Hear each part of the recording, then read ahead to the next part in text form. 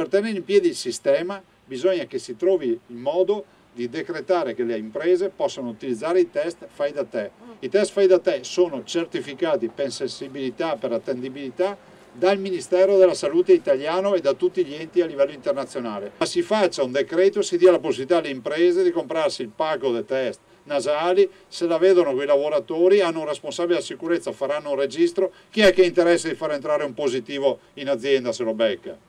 Dice, ah, sta buono, fate 7 giorni a casa e via, fra l'altro siamo pieni di asintomatici. Il 15, se non si prende in mano questa situazione, sarà il caos, sarà la riedizione del caos. A una settimana dall'obbligatorietà del Green Pass sui luoghi di lavoro, il presidente della regione Luca Zaia incalza il governo perché si arrivi a un decreto che metta nelle condizioni aziende e lavoratori di gestire al meglio una situazione potenzialmente esplosiva. I dati dipingono un quadro molto chiaro.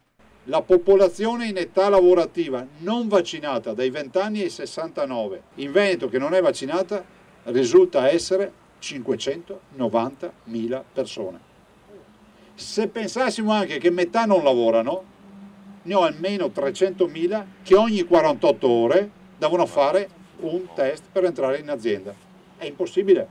La nostra capacità di fare tamponi oggi, e li facciamo perché dobbiamo seguire anche i contagi, è di 50.000 al giorno. Dunque l'unica soluzione percorribile, secondo il governatore, è quella dell'autosomministrazione. Questo ci permetterebbe da un lato di riconoscere il modello di controllo di screening, avremo uno screening molto più a tappeto e accompagniamo il processo, avendo una garanzia, lo ripeto, che l'impresa che trova un positivo non andrà mai a dire che non ce l'ha, perché rischia poi di far partire un cluster.